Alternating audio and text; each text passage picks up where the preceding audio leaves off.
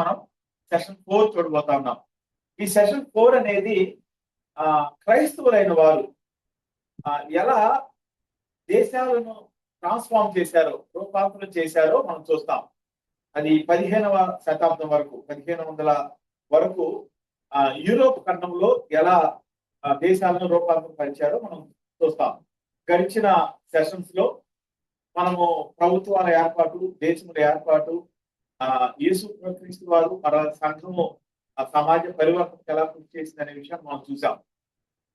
యేసు క్రీస్తు వారు స్థాపించిన సంఘాలు, ఎక్లీషియా అనేవి సమాజానికి ఎలా సేవ చేస్తూ రూపాంతరం పరిచయో మనము బైబిల్లో చూడగలుగుతాం. ప్రారంభ సంఘాలు, ఆదిమ సంఘము యొక్క విస్తరణ అయిన తర్వాత కూడా వారు పేదలైన వారిని సహాయం చేయడానికి, సహకారంగా ఉండడానికి సిద్ధపడేవారు. విధవరాలకు పరిచయం చేస్తూ ఉండేవారు. అలాగే అప్పుల్లో ఉన్న వారి పట్ల, ఆర్థిక ఇబ్బందుల పట్ల ఉన్న వారి పట్ల జాగ్రత్త కలిగి వారిని అప్పుల్లో నుంచి విడిపించడానికి కృషి చేసేవారు.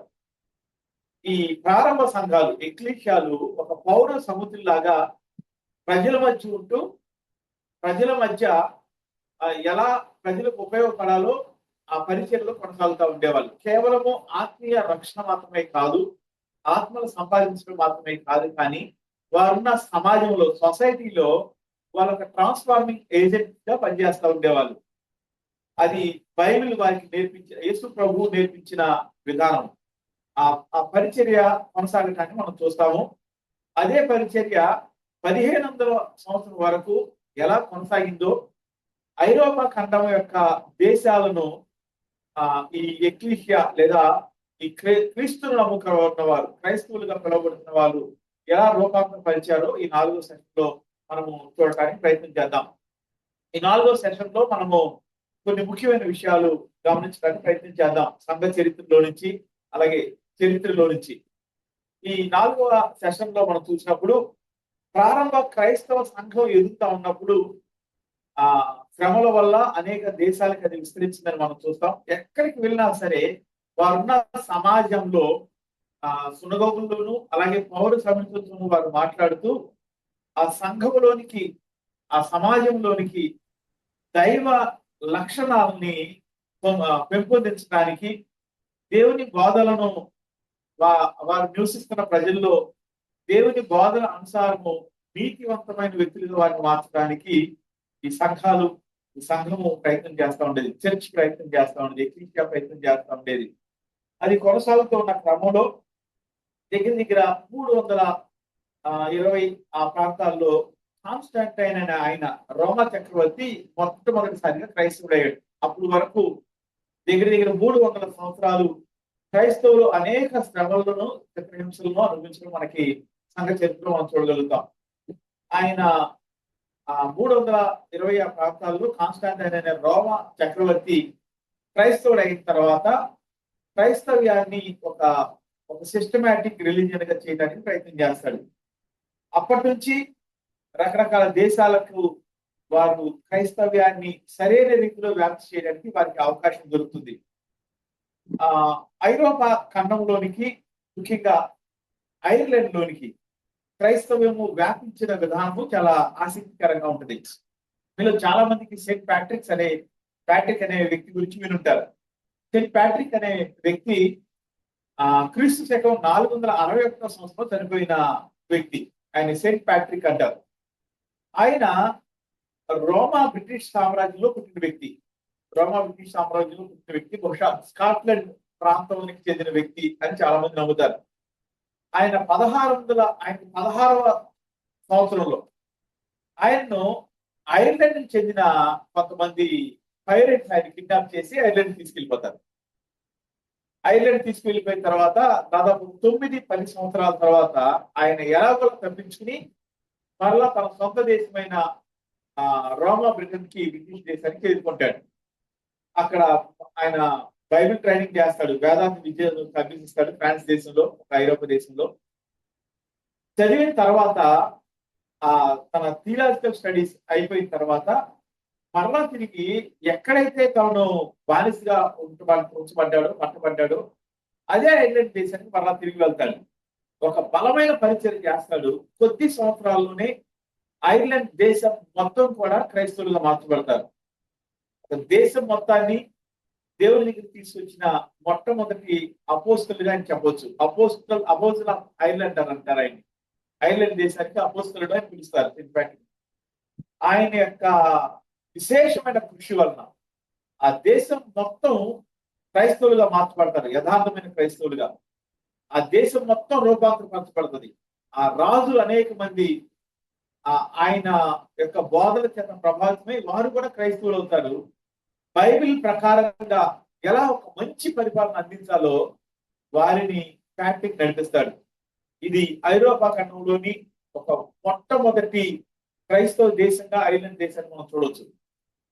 ఐర్లాండ్ దేశము దేవుని యొక్క పరిపాలన విధానంలో పరిపాలించబడిన ఆధునిక మొట్టమొదటి దేశంగా మనం చెప్పవచ్చు. ఐర్లాండ్ దేశంలో మొదలైన ఆ ఉద్యమం, ఆ క్రైస్తవ్యము చుట్టుపక్కల ఉన్న ఐరోపా ఖండంలోని దేశాలకి పాకుద్ది. చాలా బలమైన క్రైస్తవ సత్యాలు వారు నేర్చుకుంటారు. చాలా దేశాలలో క్రైస్తవ్యము ఆ సమాజాన్ని రూపాంతరపరుచుద్ది, దేశాలను కూడా మార్చుద్ది. ఆ దేశాలు ఏ దేశాల్లో అయితే క్రైస్తవ్యం వ్యాపించిందో ఆ క్రైస్తవులు ఆ దేశాలను ఒక నైతిక విలువలు కలిగిన దేశంగా, ఒక అభివృద్ధి పదంలో నడవాలంటే ఆ దేశంలో ఎటువంటి విలువలు ఉండాలో ఆ విలువలు నేర్పించే మతంగా క్రైస్తవ మతాన్ని వ్యాప్తి చెందించడానికి వాళ్ళు ప్రయత్నం చేస్తారు. అందులో వాళ్ళు చాలా వరకు సక్సెస్ అవుతారు. ఏ దేశంలో అయితే వాళ్ళు ఎంటర్ అయ్యారో, ఏ దేశంలో అయితే పరిచయం చేశారో, ఏ దేశంలో క్రైస్తవ్యం వ్యాపిస్తా ఉందో ఆ దేశము మంచి విలువల చేత కొనసాగించబడటాన్ని, మంచి విలువలు పొందుకుని అభివృద్ధి పథంలో ఉన్న దేశాలుగా ఐరోపాలని అనేక దేశాలు మార్చబడ్డాన్ని మనం చూస్తాం. ఆ ఐర్లాండ్ లోని మిషనరీస్ సెయింట్ ప్యాట్రిక్ యొక్క కృషి వలన ఐర్లాండ్ దేశంలో అనేక మంది క్రైస్తవులు అయిన తర్వాత ఐర్లాండ్ దేశం నుంచి అనేక మంది మిషనరీస్ ప్రపంచ వ్యాప్తంగా వెళ్ళడానికి ప్రయత్నం చేస్తారు. వారి ద్వారా మంచి పరిచర్య ఆ ఐరోపా ఖండంలో జరుగుతుంది. స్కాట్లాండ్ లోను, ఇంగ్లాండ్ లోను, ఫ్రాన్స్, హాలండ్, జర్మనీ, స్విట్జర్లాండ్, ఉత్తర ఇటలీ ఇలాంటి దేశాలకు వెళ్ళి సంఘాలను స్థాపించి దేవుని ధర్మశాస్త్రం గురించి, యేసుక్రీస్తు బోధన గురించి, ఒక సమాజం ఎలా ఉండాలో యేసుక్రీస్తు బోధన చేత వారు ఆ ప్రభావితం చేసి ఒక ఉన్నతమైన దేశాలుగా వాటిని మారుస్తారు. తర్వాత ఇంగ్లాండ్ దేశంలో ఆల్ఫ్రెడ్ ద గ్రేట్ అనే ఆయన 871 ప్రాంతంలో తన దేశంలో ఒక మంచి క్రైస్తవ దేశంగా మార్చబడటానికి ఆయన అంగీకరిస్తారు. ఇంగ్లాండ్ దేశంలో ఉన్న అనేక గిరిజన దేశాలను, అంటే గిరిజనులైన వారు చిన్న చిన్న దేశాలలాగా, చిన్న చిన్న రాజ్యాల్లాగా ఉంటారు. వారందరినీ కూడా ఒక గొడుగు కింద తెచ్చి అదే సమయంలో వారి సొంత పరిపాలన కొనసాగించుకోవడానికి వాళ్ళని అనుమతిస్తాడు. బైబిల్ పద్ధతిలో పరిపాలన అనే దాన్ని వికేంద్రీకరిస్తాడు. సెల్ఫ్ సెంటర్డ్ గా కాకుండా, లేదా ఒకే చోట కేంద్రీకృతమైన దేశంగా కాకుండా ఆయన పరిపాలనను ఆల్ఫ్రెడ్ ఆయన దాన్ని అన్ని గిరిజన ట్రైబ్స్ కి ఉన్న చిన్న చిన్న రాజ్యాలకు కూడా అధికారాన్ని ఇస్తాడు. ఇంకా ఖచ్చితంగా చెప్పాలంటే ఆయన చేసిన చట్టాలు 10 ఆజ్ఞల చేత మొదలవుతాయి. ఆ 10 ఆజ్ఞలను ఆధారం చేసుకుని అన్ని దేశాలు లేదా గిరిజన రాజ్యాలలో ఆ చట్టాలు అమలయ్యేలా చూస్తాడు. యూరోప్ లోని అనేక మంది క్రైస్తవ రాజులు కూడా ఇదే పద్ధతిని అవలంబించడానికి సిద్ధపడతారు. తర్వాత ఈ పద్ధతి దగ్గర ఒక 200 సంవత్సరాలు మొదలైన తర్వాత 1066లో నార్మన్ అని ఆయన దండయాత్ర చేస్తాడు. అక్కడ అప్పుడు బ్రిటన్ కూడా ఆయన జయించడం జరుగుతుంది. అప్పుడు ఆల్ఫ్రెడ్ ఏదైతే సంస్కరణలు ప్రపోజ్ చేశాడో, ఆ ఆల్ఫ్రెడ్ ఏదైతే సంస్కరణలు అనుమతించి కొనసాగించాడో, అమలు చేశాడో, వాటి యొక్క ముగింపు దాదాపుగా ఈ నార్మన్ కాలంలో జరుగుతుంది. 200 సంవత్సరాల పైగా కొనసాగిన సంస్కరణలు, 200 సంవత్సరాల పైగా కొనసాగిన మంచి పరిపాలనా పద్ధతులు నార్మన్ సమయంలో అవి ఆగిపోవడం చూస్తాం. నార్మన్ అనే ఆయన మరలా ఏకీకృత పరిపాలన, సెంట్రలైజ్డ్ గవర్నమెంట్ ని ఆయన స్టార్ట్ చేస్తాడు. అంత మాత్రమే కాదు, బైబిల్ బేస్డ్ గా ఏ రిఫార్మ్స్ అయితే అంత ముందు జరగటానికి ఆల్ఫ్రెడ్ అని ఆయన ప్రయత్నం చేశాడు, ఆల్ఫ్రెడ్ కాలంలో ప్రారంభమై తర్వాత కాలంలో కొనసాగినవో అవన్నిటిని ఆపివేయడానికి ప్రయత్నం చేస్తాడు. కొన్ని కొనసాగుతాయి కానీ చాలా వరకు ఆ సంస్కరణలను, ఆ మంచి పరిపాలనను ఆయన ఆపివేసి కొన్ని కఠినమైన పద్ధతులు ప్రవేశపెట్టడానికి చూస్తాం. తర్వాత కాలంలో మనం చూస్తే ఈ రాజు యొక్క పరిపాలన, నార్మన్ యొక్క పరిపాలనలో కొనసాగుతున్న నిరంకుశ పాలనను అడ్డుకోవటానికి, నిరసన వ్యక్తం చేయడానికి ఆర్చ్ బిషప్ స్టీఫెన్ లాంగ్టన్ అన్న ఆయన చాలా శాంతియుతమైన నిరసన తెలియజేస్తాడు. ఆయన ఆధ్వర్యంలో రాజు యొక్క నిరంకుశ పరిపాలనను, బైబిల్ వ్యతిరేకమైన పద్ధతులను ఆయన ఖండించి ప్రజలను అవేర్నెస్ తీసుకొచ్చి రాజుకు వ్యతిరేకంగా ఆయన కొన్ని రకాలైన నిరసన కార్యక్రమాలు ఆయన చేస్తాడు. ఆ నిరసనలో ఫలితంగా కొంతవరకు మార్పు వస్తుంది, కానీ చాలా ఎక్కువ మార్పు మనం చూడలేము. ఇలా కొనసాగుతూ ఉండగా ఈ లాంగ్టన్ యొక్క ఆర్చ్ బిషప్ లాంగ్టన్ యొక్క కృషి వలన ఈ రాజు మ్యాగ్నా కార్టా అనే దాని మీద సంతకం చేస్తాడు. మీలో చాలా మంది మ్యాగ్నా కార్టా గురించి వినుంటారు. మ్యాగ్నా కార్టా అనేది సింపుల్ గా చెప్పాలంటే ఒక ప్రజా హక్కుల చట్టం అనుకోవచ్చు, ప్రజలకు హక్కులు ఇచ్చే ఒక చట్టం అనుకోవచ్చు, ఒక అగ్రిమెంట్. అదొక అగ్రిమెంట్. దేవుని యొక్క ప్రజలైన క్రైస్తవులు, క్రీస్తుని వెంబడిస్తున్న వారు ఐరోపా ఖండం అంతటిలో రిఫార్మేషన్ తీసుకొస్తారు. ముఖ్యంగా బ్రిటన్ దేశంలో, ఫ్రాన్స్ లో ఇలాంటి చోట్ల రిఫార్మేషన్ మనం చూడగలుగుతాము, ఆ సంస్కరణ చూడగలుగుతాము, ఆ ట్రాన్స్ఫార్మేషన్ చూడగలుగుతాము. నార్మన్ కాలంలో వచ్చిన నిరంకుశ పాలన కూడా ఈ ఆర్చ్ బిషప్ లాంగ్టన్ యొక్క కృషి వలన మ్యాగ్నా కార్టా మీద రాజు చేసి ప్రజలకు హక్కుల్ని ఇస్తాడు. తర్వాత తన పరిపాలన విధానం కూడా చాలా వరకు మార్చడానికి సిద్ధపడతాడు. ఇది ఇంగ్లాండ్ చేతిలో నిలిచిపోయి ఒక అరుదైన ఘట్టం. ఈ మ్యాగ్నా కార్టా గురించి మీరు బహుశా చాలా మంది వినుంటారు. తర్వాత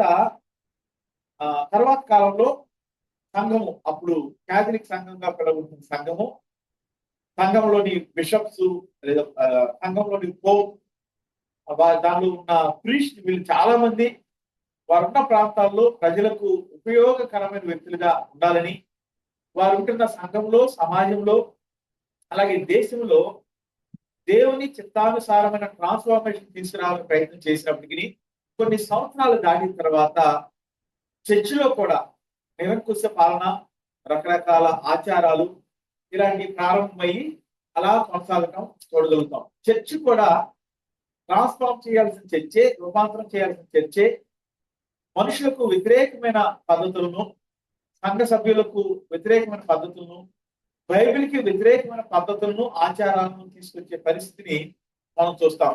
అలా కొనసాగుతా ఉన్న సమయంలో చాలా మంది దానిలో నుంచి సంఘాన్ని రిఫార్మ్ చేయాలని ప్రయత్నం చేశారు. ఎందుకంటే సంఘం ఎక్కడైతే ఉందో అక్కడ ఆ దేశాలని రూపాంతరపరిచే పరిచర్య కొనసాగుతా ఉంది.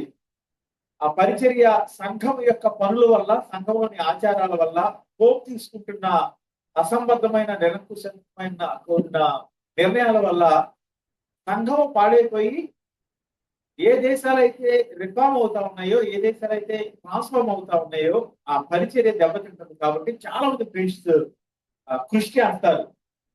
అందులో ఒక వ్యక్తిని మనం చూసుకున్నట్లయితే జాన్ విక్లిఫ్ అనే ఆయన బైబిల్ ని ఇంగ్లీష్ లో ట్రాన్స్లేట్ చేస్తాడు, తర్జుమా చేస్తాడు. దాని ద్వారా చాలా మంది బైబిల్ ని చదవటానికి సాధ్యం అవుతుంది. ఆ కాలంలో ట్రాన్స్లేట్ చేసిన బైబిల్ ని ఈ ప్రీస్ట్స్ అయిన వారు అందరికీ అందజేయాలి వీలైనంత అనే ఉద్దేశంతో చేతితో రాసి, ప్రీస్ట్స్ అయిన వారు, తర్వాత కొంతమంది మంచి క్రైస్తవులు చేతితో రాసి ఆ బైబిల్ ప్రతుల్ని అనేక మందికి పంచడానికి ఇష్టపడతా ఉండేవాళ్ళు. అలా పంచేవారు చాలా వరకు. బైబిల్ని చదివిన ప్రజలు, నాయకులు, అధికారులు ప్రజాస్వామ్యబద్ధమైన దేవుని బోధలను అర్థం చేసుకుని ఆ విధంగా తాము ఉంటున్న స్థలాల్లో దేశాల్లో మార్పులు తీసుకురావడానికి ప్రయత్నం చేశారు. ఆ కాలంలో జాన్ విక్లిఫ్ బైబిల్ వల్ల చదవటం అనే అవసరం ఏర్పడింది. అందువలన ఎడ్యుకేషన్ అనేది ఒక రిఫార్మేషన్ లాగా కాకుండా ఒక రెవల్యూషన్ లాగా, విప్లవం లాగా జరిగి చదువుకున్న వాళ్ళ సంఖ్య అమాంతం పెరిగేలాగా చేసింది. చాలా మంది కృషి చేశారు. బైబిల్ చదివితే మనుషుల జీవితాలు మార్చబడుతున్నాయి. బైబిల్ చదివితే ఏ దేశంలో అయితే బైబిల్ చదివిన నాయకులు ఉంటా ఉన్నారో, పౌరులు ఉంటా ఉన్నారో ఆ దేశం రూపాంతరం మార్చబడుతుంది. కాబట్టి ఎడ్యుకేషన్ అనేది ఒక విప్లవం లాగా కొనసాగి చదువుకున్న వ్యక్తుల యొక్క సంఖ్య అమాంతం పెరిగింది. ఆ చదువు నేర్పించే పరిచర్యలో క్రైస్తవులు ఉన్నారు.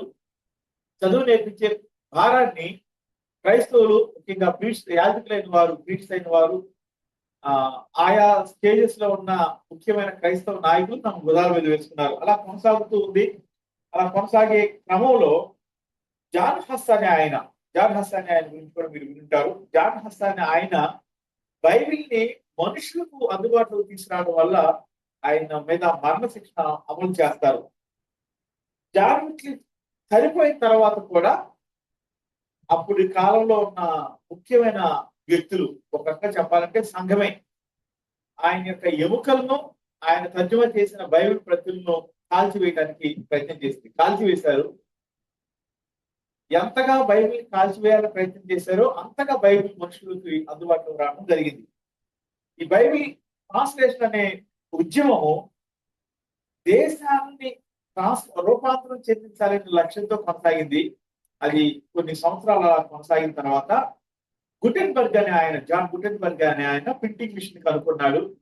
దానితో ఈ బైబిల్స్ మాత్రమే కాదు, చాలా రిఫార్మేటివ్ లిటరేచర్, మనుషులను రూపాంతరపరిచేది, తద్వారా దేశాలను రూపాంతరపరిచే సాహిత్యము మనుషులకు అందుబాటులో రావడం సాధ్యమైంది. అది ఒక ఉద్యమంలాగా కొనసాగింది. సో ఇది కొనసాగుతూ ఉన్న క్రమంలో బైబిల్ ని ఆయా దేశాలకు ఈ ముద్రణ యంత్రంలో ప్రింట్ చేసి ఆయా దేశాలకు వెళ్తున్న క్రమంలో అనేక దేశాలు బైబిల్ ని, క్రీస్తు యొక్క వాదన యొక్క సారాంశాన్ని పూర్తిగా అర్థం చేసుకోవడానికి అవకాశం కుదిరింది. ఒక పక్క చర్చిలో ఉన్న రిఫార్మర్స్, అంటే చర్చిలో ఉన్న సంస్కరణ కోరుకునేవాళ్ళు, జాన్ విక్లిఫ్ లాగా సంస్కరణ కోరుకునేవారు, వారి యొక్క సంస్కరణ మూలంగా నిజమైన క్రైస్తవ్యాన్ని, బైబిల్ని ప్రజలకు అందుబాటులో తేవడం జరిగింది. జాన్ గుటెన్బర్గ్ యొక్క ప్రింటింగ్ ప్రెస్ ద్వారా దాని యొక్క మల్టిప్లికేషన్ జరిగి బైబిల్ అనేక మందికి చేరువలోకి రావడం జరిగింది. బైబిల్ చదవడం కొరకు చాలా మంది చదవటం నేర్చుకుని విద్యావంతులై ఆ విద్యా ఫలాల ద్వారా తామున్న దేశాలని రూపాంతరం పరచడం జరిగింది. ఈ సెషన్ లో మనము క్రైస్తవులు తమ దేశాలను ఎలా ట్రాన్స్ఫార్మ్ చేశారు, ముఖ్యంగా ఐరోపా ఖండాన్ని ఎలా ట్రాన్స్ఫార్మ్ చేశారు 1500 సంవత్సరం వరకు అని దాన్ని చూస్తా ఉన్నాం. దాని యొక్క ప్రోగ్రెస్ మనము గమనించగలుగుతా ఉన్నాం. ఇలా కొనసాగుతూ ఉండగా కొలంబస్ అనే ఆయన ఫ్రాన్స్ దేశానికి చెందిన, స్పెయిన్ దేశానికి చెందిన, ఇటలీ దేశానికి చెందిన కొలంబస్ అనే ఆయన అమెరికా దేశాన్ని కనుగొంటాడు. చైనాకి, ఐరోపాకి మధ్యలో ఒక ఖండము ఉండటము, అమెరికా దేశాన్ని అతను కనుగొంటాడు. ఈ కొలంబస్ అనే నావికుడు, సముద్ర యాత్రికుడు, ఈయన తను యెషయా గ్రంథం ద్వారా దేవుడు నాతో మాట్లాడాడని అనేక దేశాలకు సముద్ర మార్గాన్ని కనుగొనడం ద్వారా క్రైస్తవ్యాన్ని, తద్వారా ఆ దేశాన్ని రూపాంతరపరిచే దేవుని శక్తిని అనేక దేశాలకు అందించాలనే ఉద్దేశంతో ఈయన కొత్త కొత్త దేశాలని కనుగొనడానికి ప్రయత్నం చేస్తాడు. ఆయన తాను యెషయా గ్రంథం ద్వారా దేవుడు తనతో మాట్లాడి ప్రేరేపించి ముందుకు పంపించాడని తను బలంగా నమ్మాడు. ఆయన స్పెయిన్ రాణిని ఒప్పించి అనుకోకుండా అమెరికా దేశాన్ని కనుగొంటాడు. ఆయన పశ్చిమ దిశగా ప్రయాణం చేసినప్పుడు అమెరికా దేశాన్ని కనుగొంటాడు. ఆ విధంగా సువార్త కొత్త స్థలాలకు వెళ్ళటానికి అవకాశం కలిగింది. ఈ కొలంబస్ యొక్క సముద్ర యాత్ర, కొత్త దేశాలను కనుగొనటం లేదా కొత్త సముద్ర మార్గాలను కనుగొనటం అనేది క్రైస్తవ్యం వేగంగా అనేక దేశాలకి చేరుకోవడానికి కారణమైంది. ఆయన చాలా మంది ప్రజలు తన ఎగతాళి చేసినా సరే దేవుడు తన ప్రేరేపించి పంపిస్తున్నాడని నమ్ముతాడు. దాని యొక్క నెరవేర్పును కూడా మనము చూడగలుగుతూ ఉంటాం. అలా కొనసాగుతున్న సమయంలో క్రైస్తవ విశ్వాసం క్రమంగా ఐర్లాండ్ నుంచి, ఇంగ్లాండ్ నుంచి, పశ్చిమ యూరోప్ దేశాల్లోని సమాజాలను, ప్రభుత్వ వ్యవస్థలను దాటి నేషనల్ బిల్డింగ్, జాతీయ నిర్మాణాలను జరిగించే క్రమంలోనికి ఎదగటానికి మనం చూడగలుగుతాం. ఇది క్లుప్తంగా చెప్పాలంటే ఈ 1500 సంవత్సరం వరకు ఐరోపా ఖండాన్ని క్రైస్తవులు ఎలా ప్రభావితం చేశారో, క్రైస్తవులు ఆయా దేశాలను ఎలా రూపాంతరపరిచారో, ఎలా ఎడ్యుకేట్ చేశారో, ఎలా ట్రాన్స్ఫార్మ్ చేశారో ఈ సెషన్ లో ఇప్పుడు దాకా మనం చూసాం. క్లుప్తంగా చెప్పాలంటే ఈ మొదటి 1500 శతాబ్దం వరకు, అంటే 300 సంవత్సరం నుంచి 1500, దాదాపు ఒక 1200 సంవత్సరాల్లో క్రైస్తవులైన వారు ఐరోపా ఖండంలో ఒక మేజర్ ట్రాన్స్ఫార్మింగ్ ఏజెంట్స్ లాగా మనం చూడగలుగుతాం. దేశాలను మార్చిన సెయింట్ ప్యాట్రిక్స్, ఆయన నైజీరియా దేశానికి కూడా భక్తి విషయంలో మొదటి పితరులుగా ఆయన భావిస్తారు. ఎందుకంటే ఆయన ద్వారా క్రైస్తవులైన ఐర్లాండ్ దేశానికి చెందిన వారు ప్రపంచంలో అనేక దేశాలకు మిషనరీగా వెళ్తారు. అందులో నైజీరియా దేశంలో ముఖ్యమైన మొదటి ఫలాలని మనము ఎక్కువ స్థాయిలో చూడగలుగుతాం. ఈ క్రైస్తవ బోధనల ద్వారా లేదా యేసుక్రీస్తు యొక్క బోధనల ద్వారా ఎలా మార్చబడింది దేశము, ఎలా మార్చబడ్డాయి దేశాలు అనేవి చాలా స్పష్టంగా మనము ఇక్కడ దాకా చూసాము. మనము తర్వాత సెషన్ లోకి వెళ్లే ముందు మీలో ఎవరికైనా చెప్పిన విషయాలు ఏదన్నా డౌట్ ఉన్నట్లయితే మీరు అన్మ్యూట్ చేసుకుని అడగడానికి ప్రయత్నం చేయండి.